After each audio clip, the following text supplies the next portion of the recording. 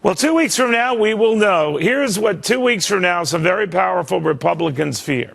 Ron Paul wins the Iowa caucuses. Well, heaven forbid. Iowa's governor going so far as to say that if the Texas congressman wins, ignore it and look at who finishes second. My own colleague, Chris Wallace, says if Ron Paul takes Iowa, it discredits the state's caucuses. Bill O'Reilly says Paul can't win the nomination, even if he does win the Iowa caucuses. Juan Williams says, well, he's unelectable. Bill Kristol says he's unelectable. And scores of Republican state party chairmen across the country say Ron Paul is unelectable.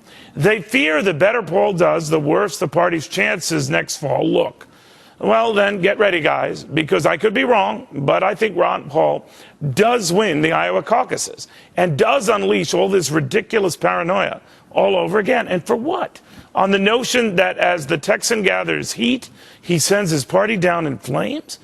Didn't they say the same about another Iowa sensation named Jimmy Carter in 1976, arguing he would send his party down to defeat against an otherwise very defeatable Jerry Ford? He didn't. Or Ronald Reagan against a supposedly vastly more electable George Bush Sr.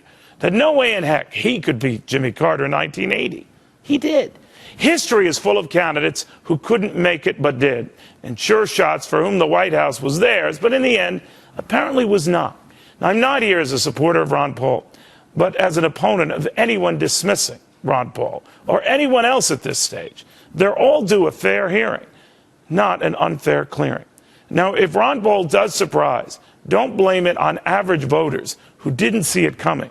Blame it on haughty media pundits who continued dismissing him, even as he did. We, in my business, have an obligation to shut up on this stuff and give them their due, give you their vote, then pontificate like the asses.